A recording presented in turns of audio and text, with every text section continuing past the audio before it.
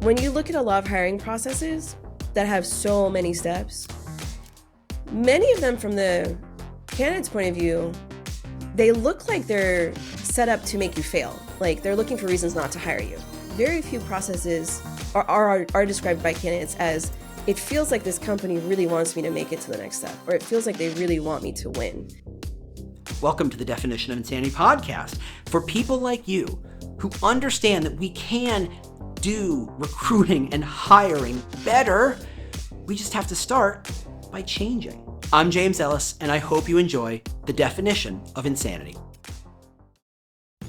The makeup industry makes billions of dollars every single year, telling us that when you choose that particular brand of lipstick in that particular shade, you are saying something about yourself. And that thing you're saying is not just what you say to the world, it's what you say to yourself.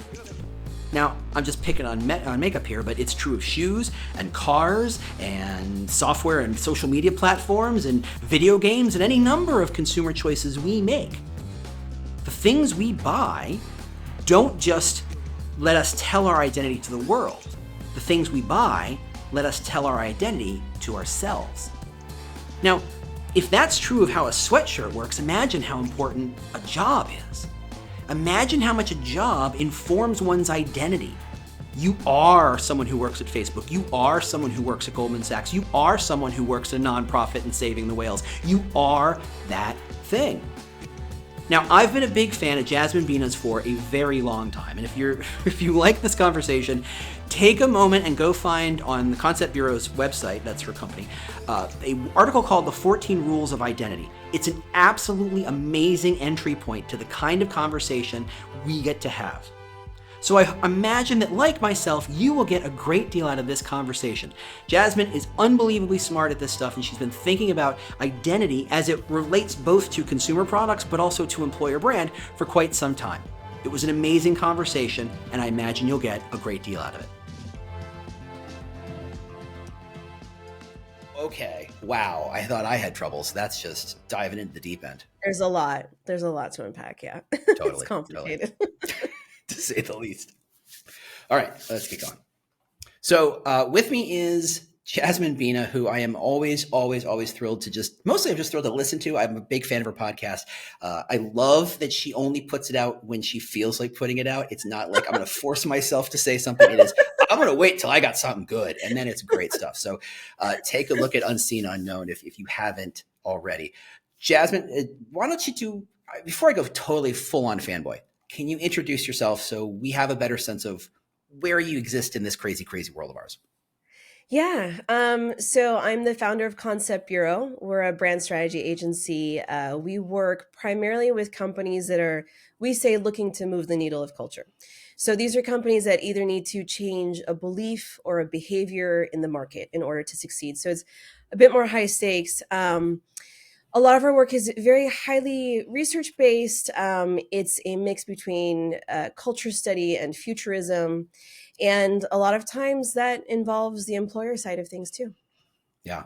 So we've talked a bit in the past, and I know how very aware of employer brand work you are, though I generally kind of, if I have to pigeonhole you, I think of you outside in a pure brand, not an employer brand kind of world. But to me, that sense of we're trying to change the culture or connect it to changes in culture, that is such a different scope than, okay, we need to come up with a tagline and we need to come up with the watermark or whatever it is. Like, this is a different set of goals here. How does that, first off, I don't think I've heard of other companies who think on those terms. Do you think you're the only company, or you think you're kind of in that space? Or I know that's a loaded question, but for people like me on the outside of this, it looks like absolute alchemy. It looks like you are dealing with mystical forces. How's your time spent doing this kind of work?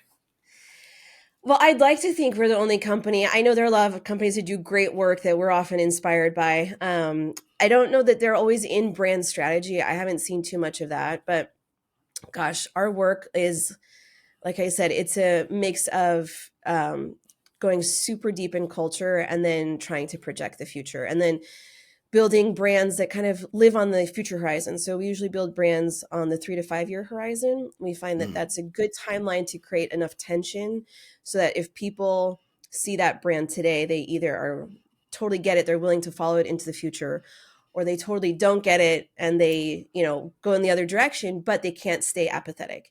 Mhm. One of the biggest problems almost all of our clients have is that they have good brands, but it's not forcing people or compelling people to react.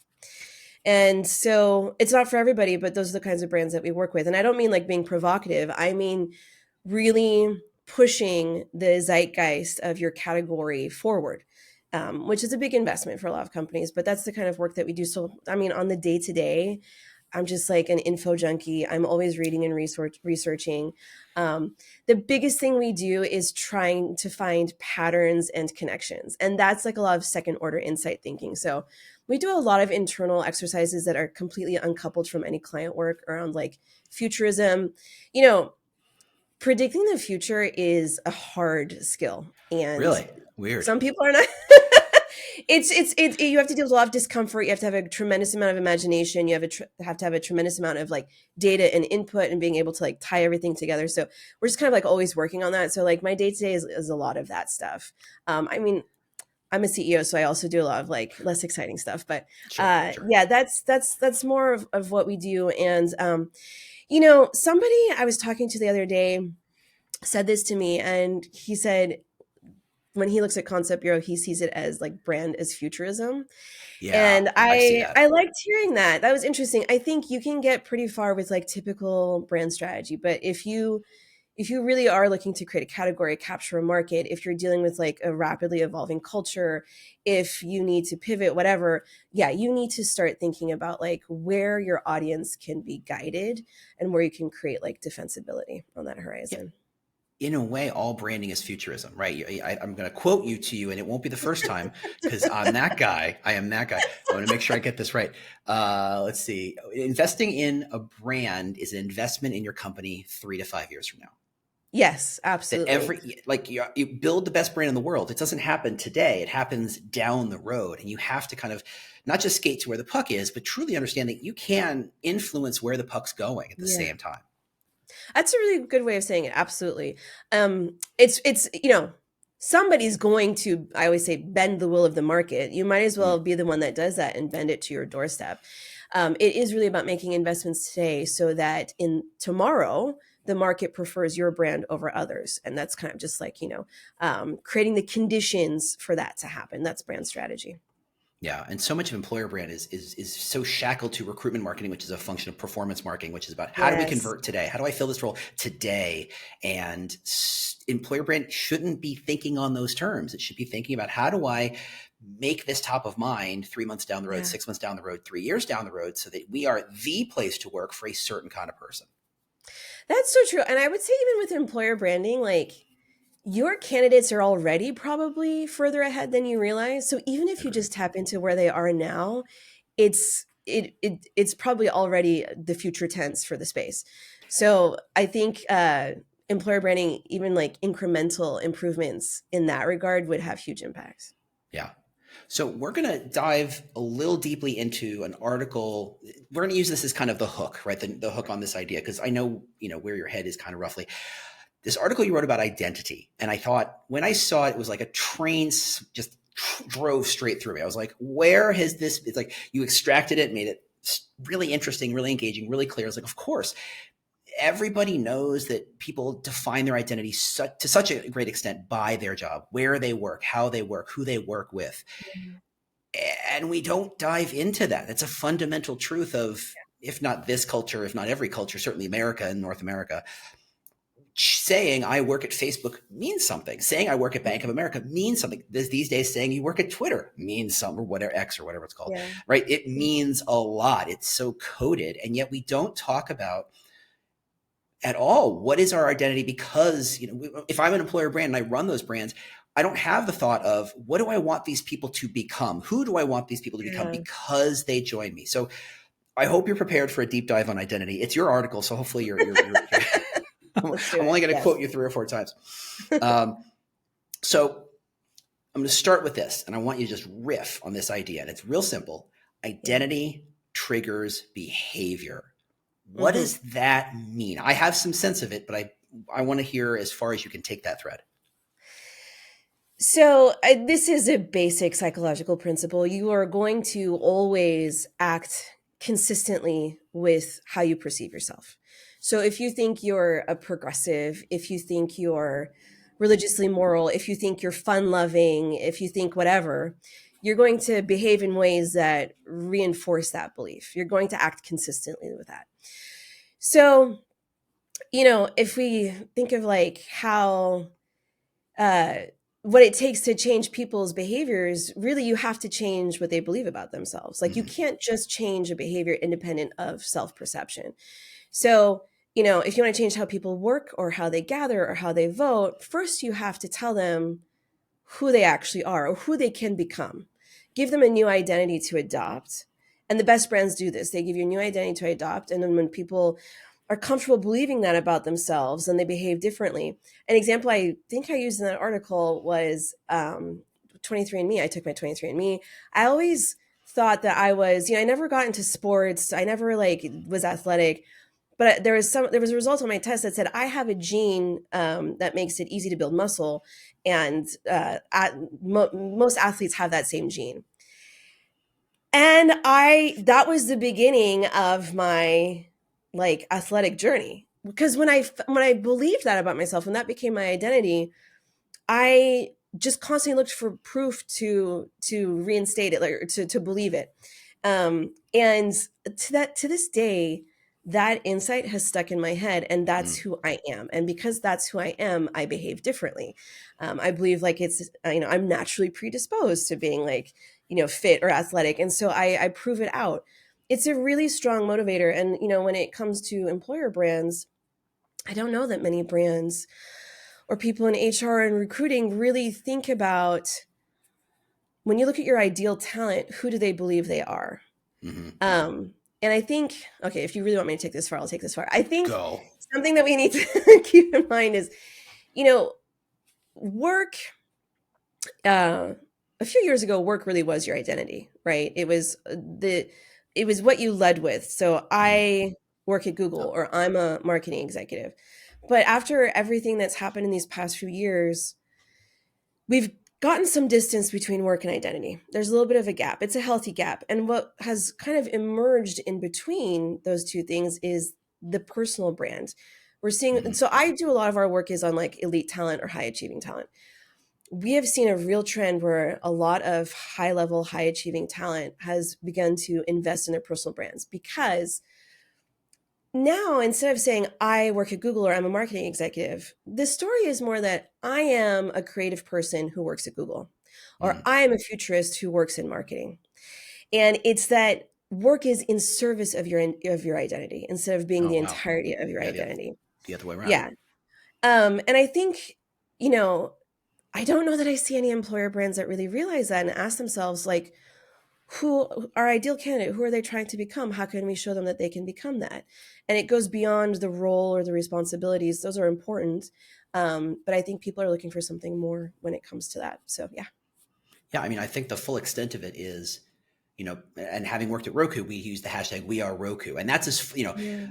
that's as deep as we got into identity. That's it wasn't about we're the kind of person who works at Roku, though. I think on some level, Netflix, Goldman Sachs probably can tap into some of those because they work on those elite and the expectations are so high, and the whole, hey, we could tap you on the shoulder and kick you out tomorrow and it's no big deal. We're always leveling up, and Yeah. that it's not subconscious. It's under the surface. It's that assumption of only the best people can work at these companies, and if you work at these companies because you think you're one of the best, that is few and far between. I mean, if you think of Yeah. the millions of employer brands out there, I can think of two, and that seems crazy to Yeah. think that we're not engaging with that.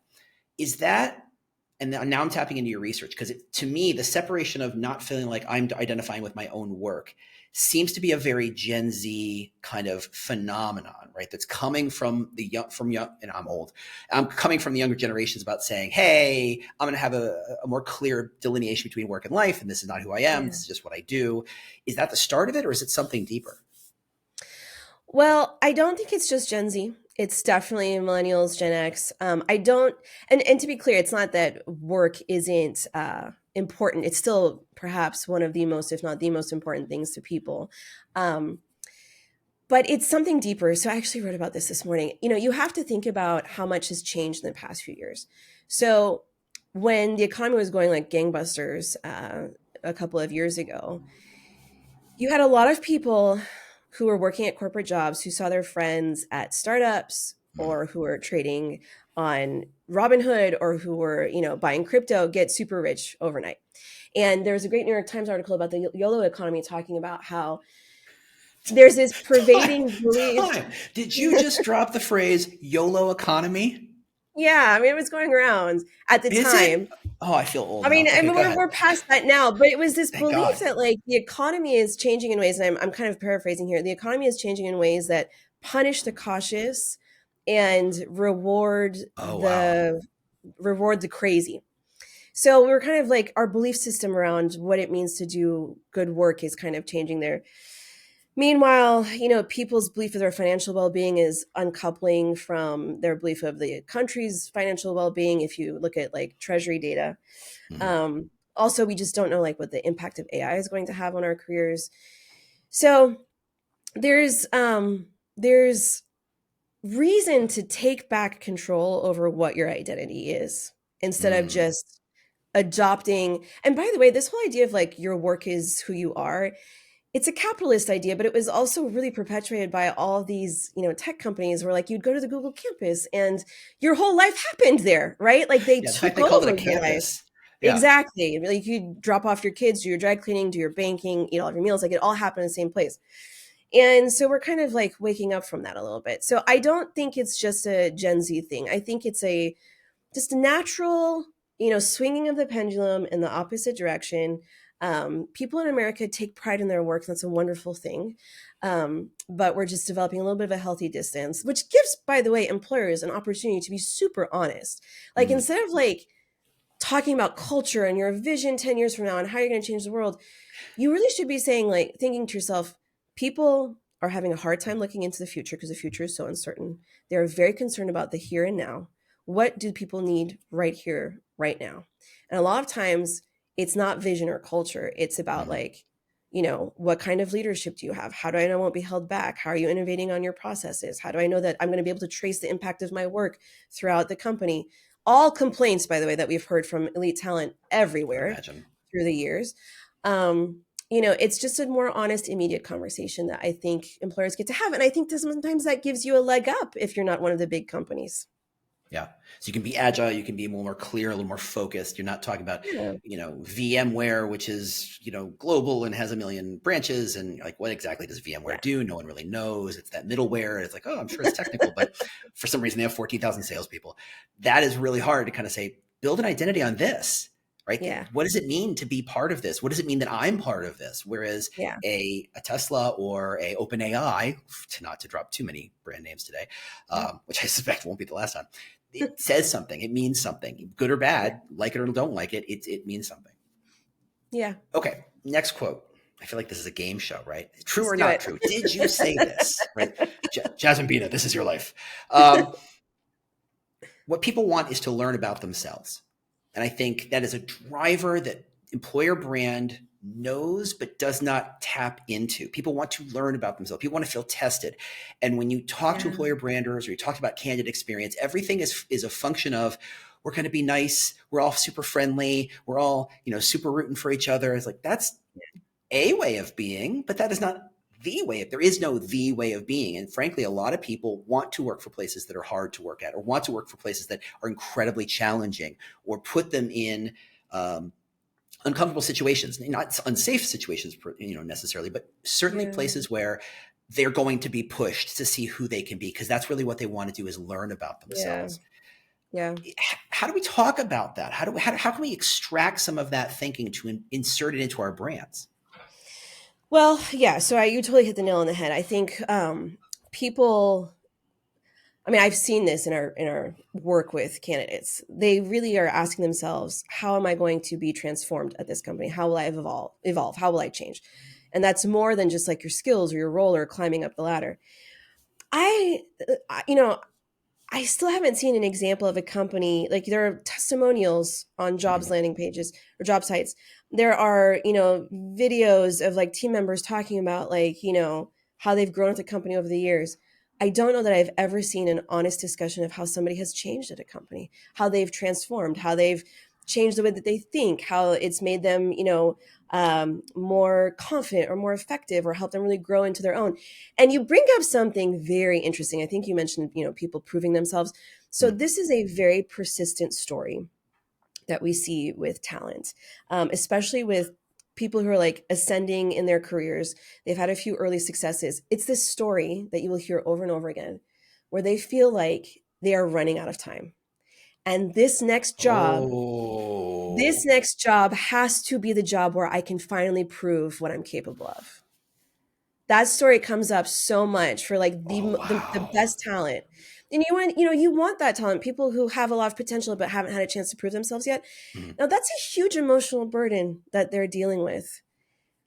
Is anybody speaking to that? I don't think No. anybody is. Um, when if you come at it from the point of view of like this is somebody who really wants to prove themselves, they're at a point in their career where they feel like this next job will make it or break it. You got Mhm. to approach it very differently. A company, well, I have two examples here. One example of a company that I think maybe kind of did it inadvertently is Gong. So I don't know if Mm. Gong has been very active lately on social or anything like that, but I remember a couple years Yeah, ago they at were the time, and they were buying, massive. Yeah. yeah, and they were buying those billboards and they would put their employees on the billboards, right? Like employee of the year or whatever. But those billboards were interesting. If you looked at like the creative, if you looked at the poses people were in, if you looked at the expressions on their faces, you could see that the billboard was telling you that these people had really transformed here. You could see the confidence, you could see the motivation, you could see the drive. It was an interesting subtle cue. If you're watching or listening to this podcast, it's because you are in TA and you probably think talent acquisition can be better. But to be better, it has to change. Now, I don't mean other people have to change. It means you have to change. Your team has to change. Your entire strategy and approach needs to change. You need some resources to help make that change happen. So take a look at thechangeagent.news. It's a newsletter every Monday that's absolutely free. Changing talent acquisition at your company is a big job. You need all the help, resources, and support you can get. So check out thechangeagent.news.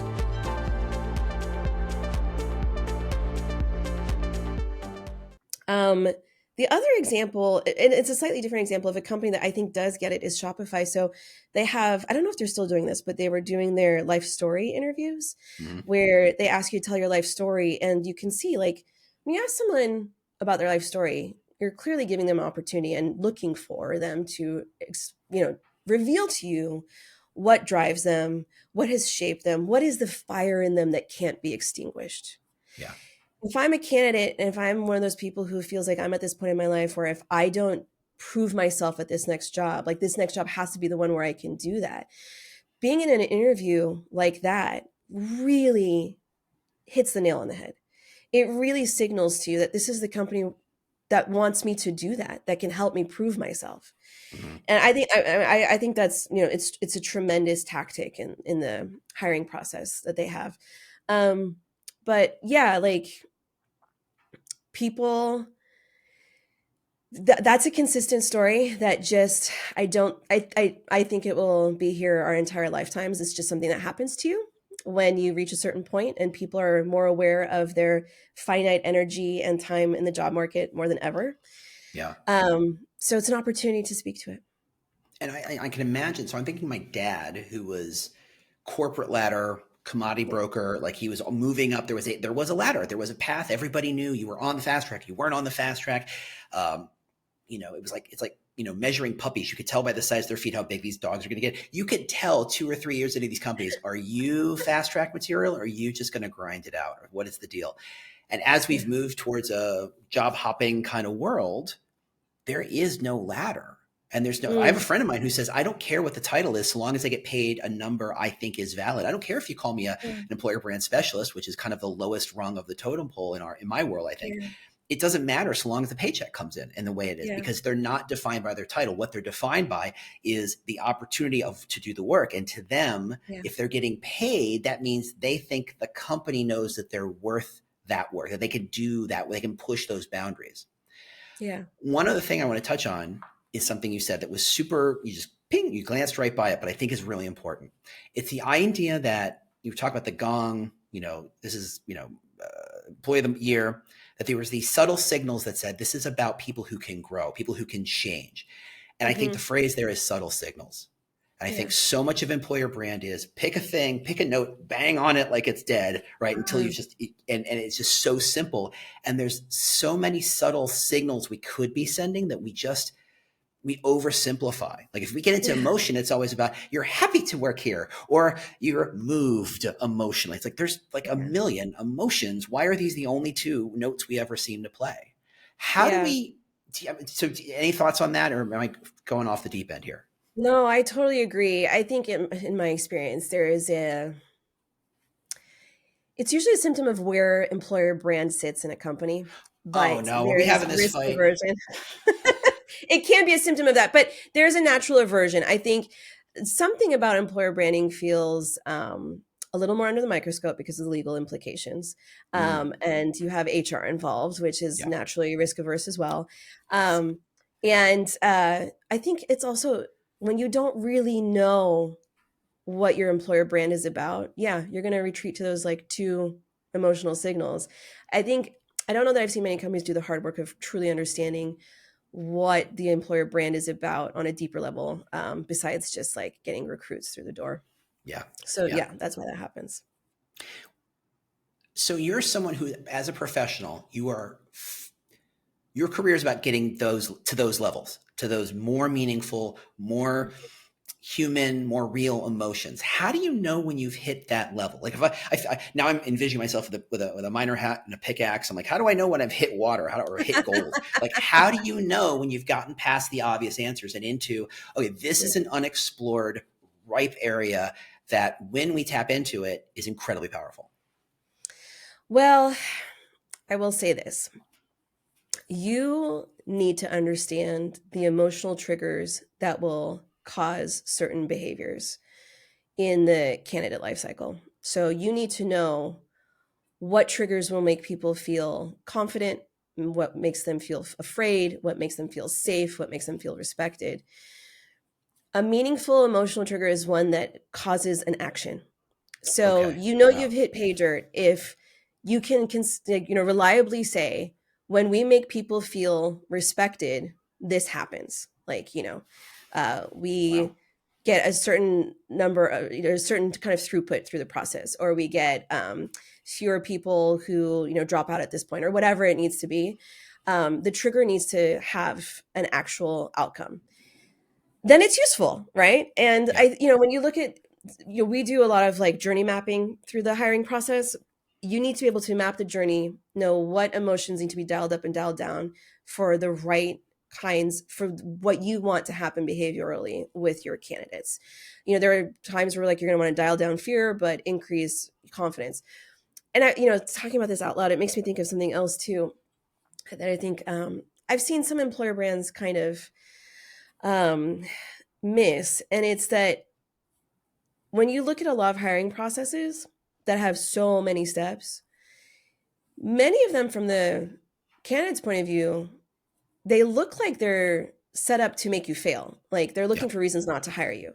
Yeah. Very few of them feel like they're set up to make you succeed. Like very few processes described by candidates are described by candidates as, it feels like this company really wants me to make it to the next step, or it feels like they really want me to win.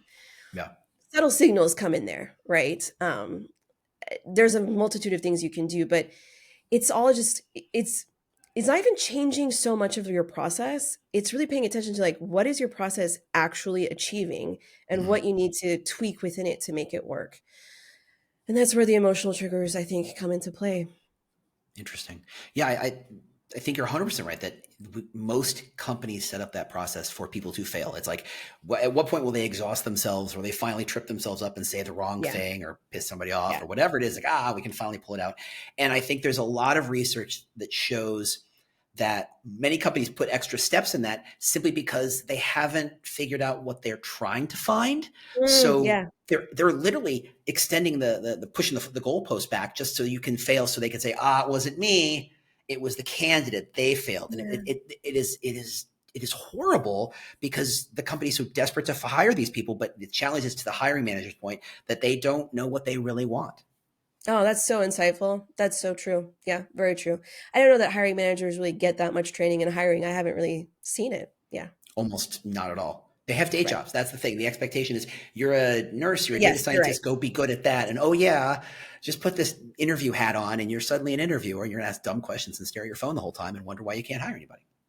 Can I say something to that? One of the Always. biggest things that we've seen is that um, candidates will, once they get a call back or they have their first interview scheduled, will research the hiring manager Mm-hmm. much sooner and much deeper than they research the company, because they know, especially for higher level talent, they know that that hiring manager is going to make or break them. They Totally. know that their boss is going to make or break them. If you, I challenge anyone, go look at a hiring manager's LinkedIn. Oh God. Are they updated? Really not. And here's why: hiring managers, are the good ones, are very humble people. They don't advertise and market themselves. They give candidates nothing to go on before they Mm-hmm. even talk to them. One of the best things our clients ever do is have us create personal brands for their hiring managers. Mm. When the hiring manager has a personal brand that tells the candidate, if a hiring manager is writing about their leadership philosophies or posting about, like, experiments that they're trying in efficiency, things like that, hugely strong signals before people even come to the company about, Totally. wow, this person will not be a gatekeeper. This person will help me succeed. Your first brand is the hiring manager before it's even the employer brand. And I think a lot of companies miss that. But candidates are obsessed with knowing who they're hiring, especially those people who have had early successes. They're wise enough to Yeah. know that that hiring manager is going to really be the one that, like, sets them up for success or sets them up for failure. And again, the irony is that so many good hiring managers are just humble people who don't talk about this stuff, even though they do incredible things for their teams. I mean, I've I've yet to meet a hiring manager that wasn't like, that didn't just like floor me in their leadership skills with the companies that we've worked with. And Yeah. yet they don't talk about it. And honestly, many companies actually try and gatekeep that information. They almost don't want you to know who you're about to interview with. I couldn't, Oh, in interesting. one company I wanted to say, in the job posting, I am going to hire you. Here is my LinkedIn profile. And they said, no, we can't. We have to get rid of that. I'm like, Oh, interesting. why? Wow. And let's be fair, I'm a loudmouth on LinkedIn. That's actually good marketing if that's what you want. But there is so much rigor around risk aversion and making sure Yeah. nothing leaks out, and it's so HR driven. To your point, that some of the most valuable pieces of the brand, ways of giving that signal, you're restricting, and you're almost strangling, because that's what candidates want. I completely agree. Yeah. Yeah. I want to jump to another topic, and I think it's really interesting, going back to your article. And by the way, I'll link the article in show notes. I'm pointing at things. I don't know what I'm pointing to. Mythical show notes. It's somewhere. So the quote is, "You can't leapfrog fear." Yeah. And I think this is so crucial, because even today, I feel like I've been banging this drum for 10 years, that changing jobs is life changing, right? Just even if I'm moving across the street, it's a new Yeah. company, it's a new boss, it's a new set of expectations, it's a new culture, new everything. Even if I'm doing the same job in a really simple, similar company, everything changes. And we don't put a lot of effort into trying to assuage fears or turn off the Yeah. fear and say, look, the more you know what you're getting into, the less you're going to be fearful of it. We're more like, hey, let's sell it. Let's give the razzmatazz. It's a great place to work. Here's an award. Here's 12,000 Yeah. awards. They all look the same. But since every company looks the same, how do I know I'm choosing the right company? Yeah.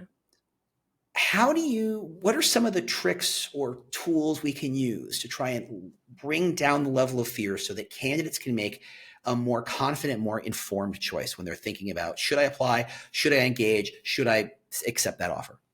Yeah. Well, you're totally right about that. And here's what we see that I think leads us to the answer. So if you look at most hiring processes, or, like, the candidate journey, through the interview and hiring process, it's like a mild incline upward in terms of, like, how they're feeling.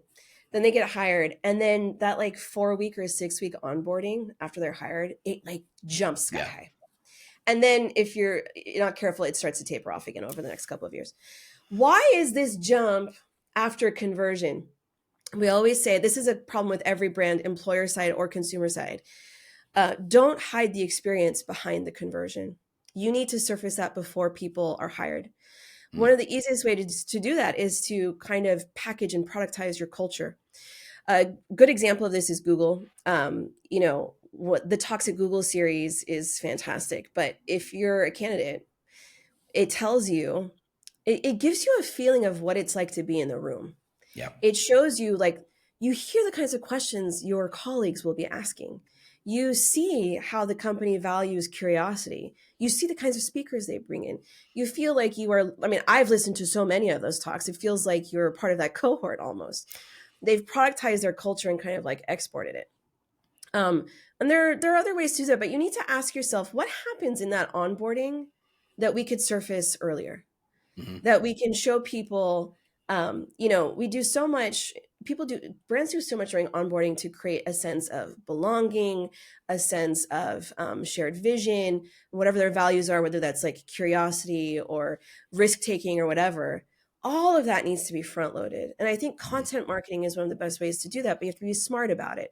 You have to actually show what it's like to be in the room when those things happen, not just like, not your regular content marketing. It's actually revealing what happens before behind closed doors.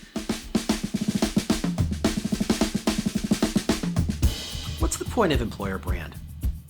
Let me help. The point or the purpose of employer brand is to help people choose your company as a place to work over other companies. Now, put that way, suddenly employer brand doesn't seem so complicated. It doesn't seem so crazy. And it seems like something your company could take advantage of. And it is. Take a look at employerbrand.ing, employerbrand.ing, or employer branding, and you can find hundreds of resources, either free or dirt cheap, to help you understand what employer brand really is, how it really works, how to measure it, how to value it, how to talk about it, how to sell it to your boss. So check out employerbrand.ing for all sorts of employer brand resources to help you take advantage of your company's employer brand.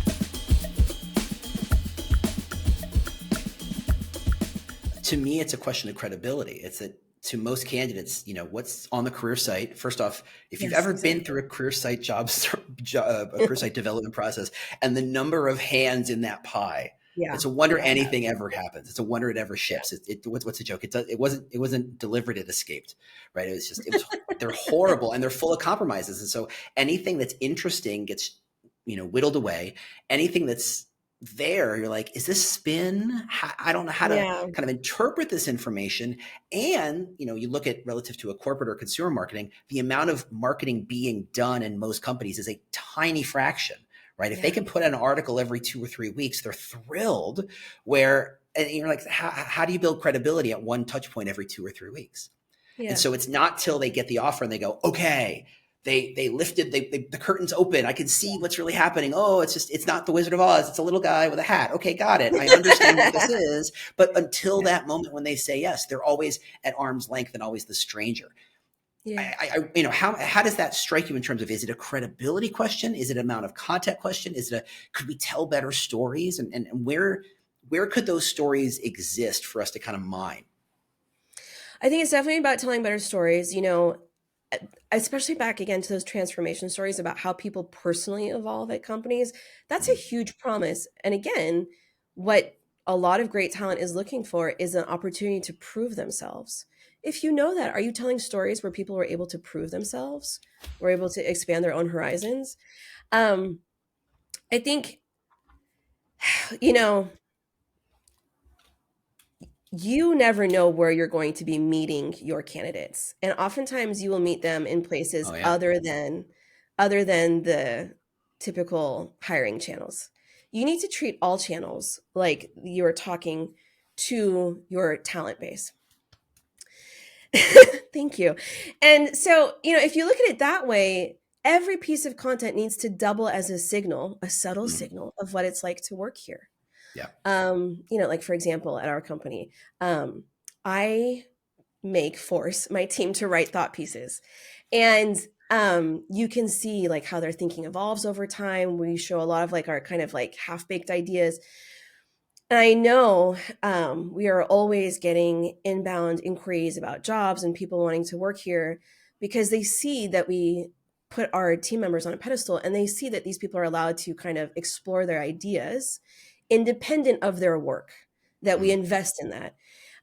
It's a small signal, and it's not like I put it out there for recruiting purposes, but it's really speaking to people who are in the job market. yeah.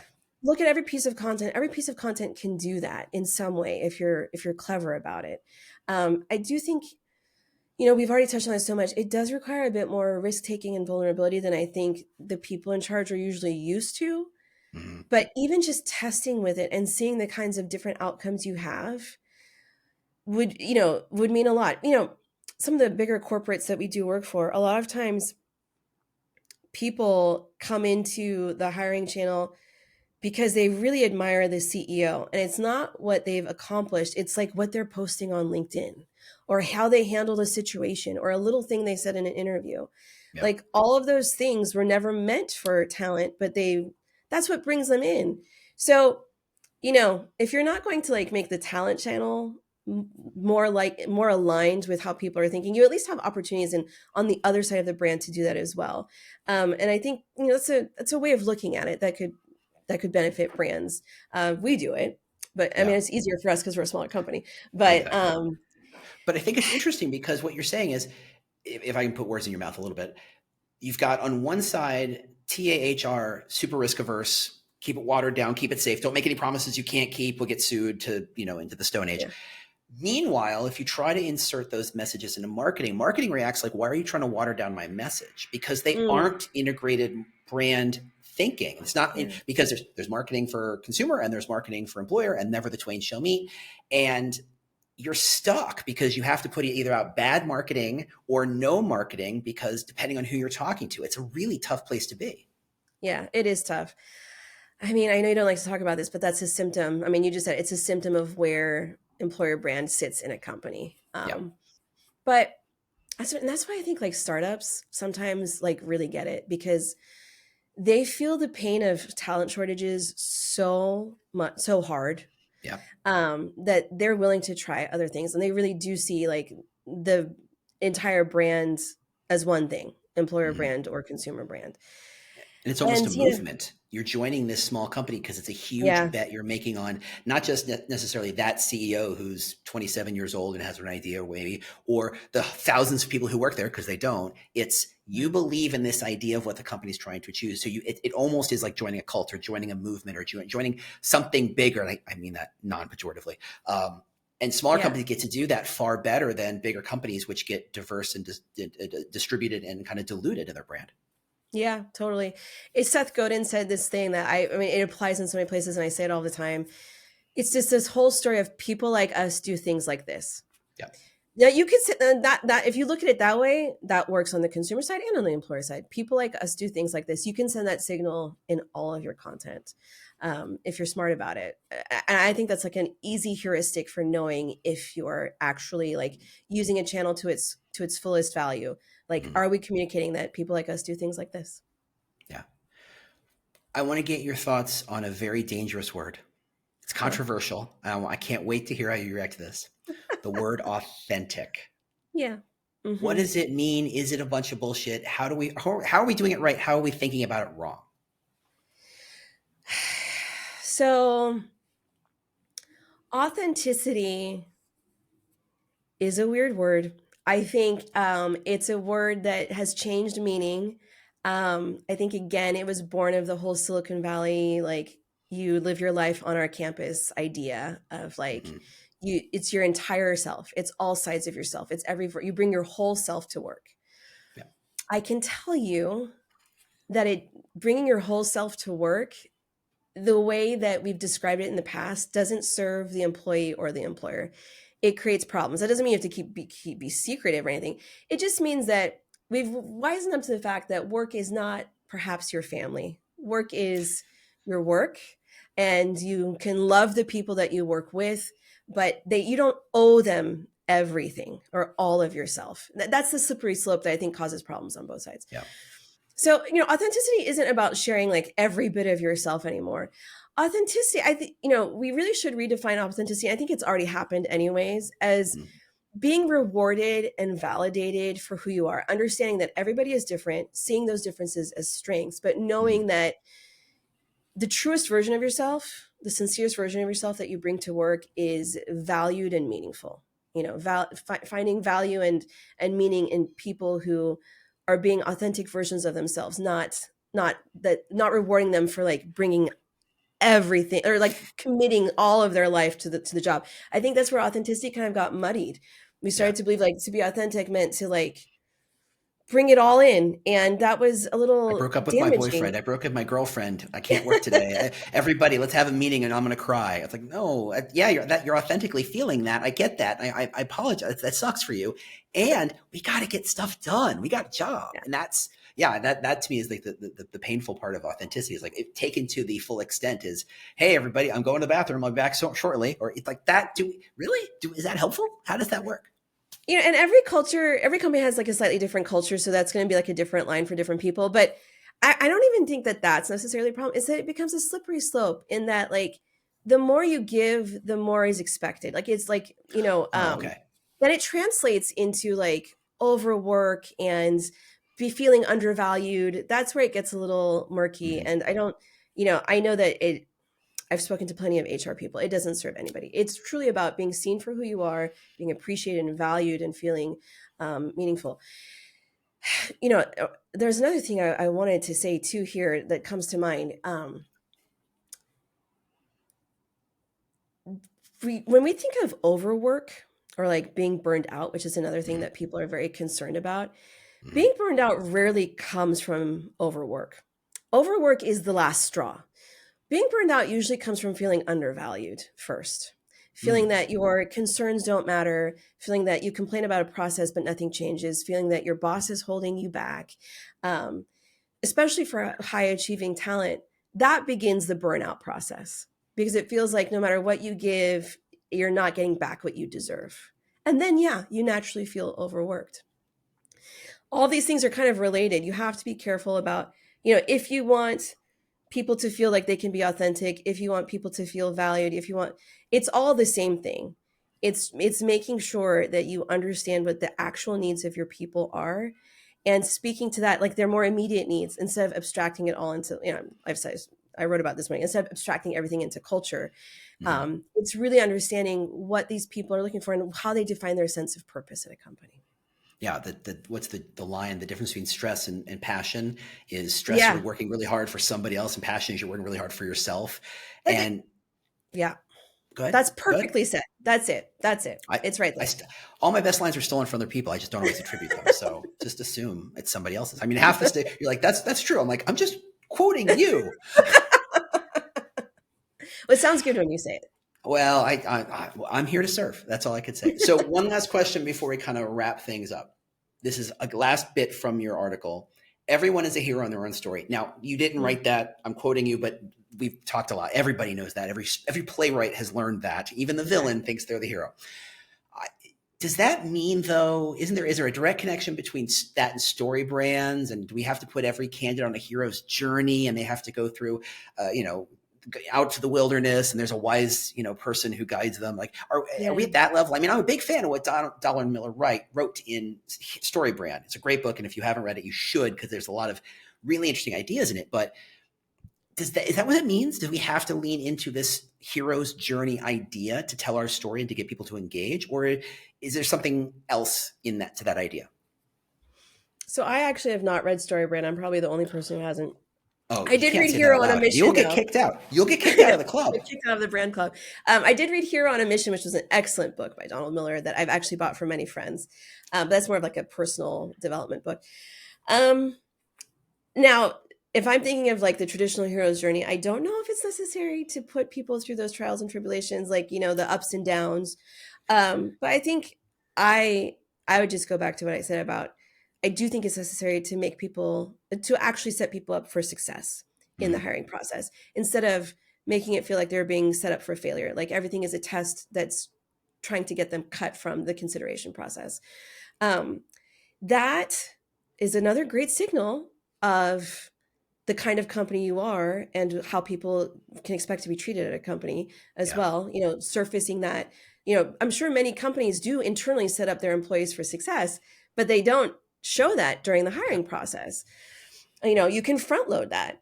um, but that I do think is necessary. I don't think you need the ups and downs. I think you need to just increase the incline of that slope where they are significantly through each stage of the process feeling more confident, more valued, more respected. um, you're just going to get better outcomes anyways, and it's a great opportunity for actually branding the company as an employer. So to wrap up, you're sitting in front of just a lovely, lovely scene of books. What are some books you would recommend? Because you're a voracious reader, I know. What are some books you would recommend to employer branders, TA leaders trying to break out of this rut, trying to maybe not do things different, but let's just start with looking at things differently. So gosh. The problem is you have too many um books. You have too much to choose from. I don't read branding books. I read No, culture no, books. Yeah. that's great. Start there. Let's go there. But I don't know if I can apply them to employer brands. Okay, there is a book that I'm reading right now. I haven't finished it, but it's by David Brooks and it's called How to Know a Person. That I think is an interesting book. Interesting. He does a lot of exploration about like personal development and interpersonal relationships. I want to look back at my bookshelf. Go for it. Go for it. You can cheat. That's fine. I don't know. I'll tell you the books that have most impacted like how I see That people. would be great. Let's do that. Um, I don't know any. If you're an employer brand person, I do not expect you to at all pick up this book. But Time Lessons out, of time Peace. out, time out. Employer branders have no kind of like frame of reference. There are four employer brand books, and I wrote two of them, I think. So look, everybody that is good at this is stealing information from far afield. So this is exactly Okay. where we should be mining. Um, I loved the book Lessons of History by Will Durant. And if you can listen to the audiobook, that's good because they intersperse like his interviews in there. He's passed Oh since wow. that book, but he it gives you a friend recommended that book to me when I was very anxious about the state of the world. And he said, read it and it will give you perspective and you'll realize that the world moves on. We get past our challenges. This is just a repetition of what happened 10 times ago in history. And it really did calm my nerves. And it taught me a lot about like, it just gave me a profound perspective I wouldn't have had otherwise. It gave me understanding of culture, but also like how humans interact in cultures. Mm. So that was a very informative book for me. I've been on a real fiction kick lately, so I haven't been reading too much nonfiction. We'll talk about that offline. Yeah, I know. It's not stuff I'm proud of. Uh, we will definitely trade notes. Diversions. Um, yeah, and then one of the first books that ever really impacted me was Seth Godin's Purple Cow. But honestly, if I went back, I don't know. Like, I think a lot of stuff in that book is probably very much in the zeitgeist now. Yeah. That's how impactful that book was. It like really like created like a lot of the knowledge base for what strategy is today. Yeah. Um, It's such a but simple book, but you have to. I mean, it's hard to read. It's like watching Citizen Kane now. You're like, what? It's just okay. But at the time, so revelatory. Just like, nope. yeah, Keep it simple. Be different. Be so good that someone has to talk about like simple stuff like that. At the time, was just mind blowing. yeah, and another book that I know you've probably read is Alchemy by Rory Sutherland. Excellent book that really opened my eyes. Yep, absolutely. It's a great one. Um, a book that I absolutely love that feels like it informs my work, but it's just gonna be so many steps removed for anybody listening to this. Is Metaphors We Live By. Oh I've no, read that no, book so many times. love You that know book. that book. George Lakoff, all his stuff is insanely good. Insanely Wow. good. Yeah, Yeah, yeah. No, I've I'm a read that book. metaphor guy. I literally have.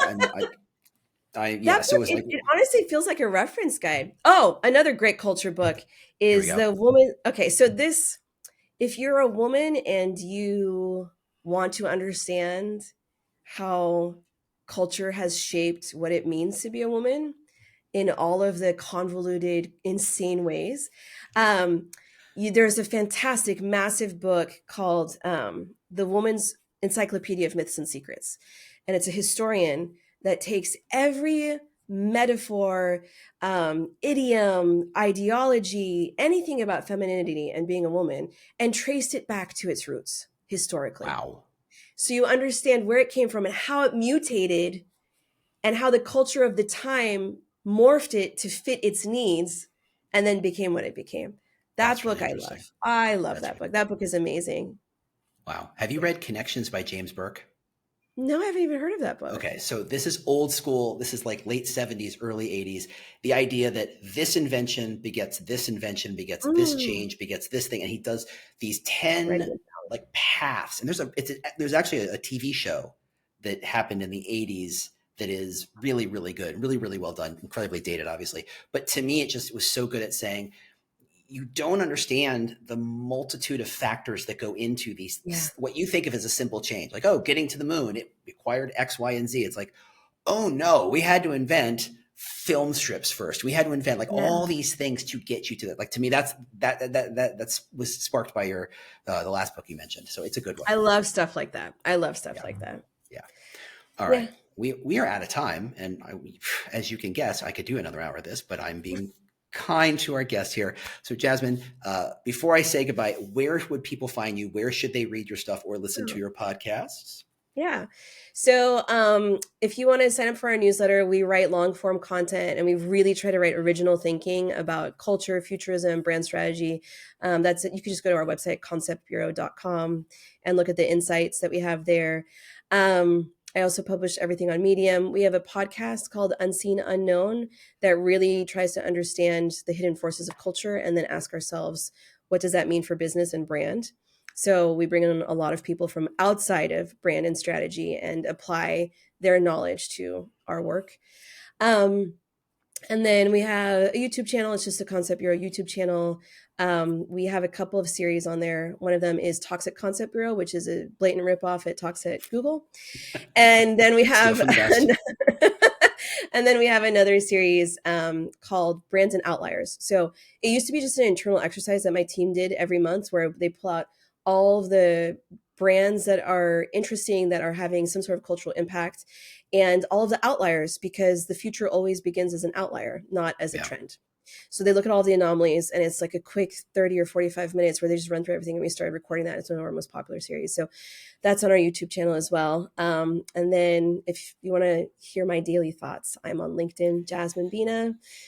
I think that's everything. Yeah, so much content across different things, but I It's think crazy. that's all of it. Yeah. That's a lot. It's a lot. And I will vouch for definitely the newsletter and definitely the podcast. I don't think I've gotten the videos yet, but the newsletter is excellent. So yeah, I'll vouch for Awesome. that. Thank you. Jasmine, thank you so much for doing this and being here with me and talking crazy stuff about employer brand and giving good book recommendations and all the like. So I really appreciate you being here. Oh, thank you. You are a fantastic interviewer. I really, really appreciate it. So happy to do it. Happy to do it. All right. Thanks, everybody. We'll see you next time.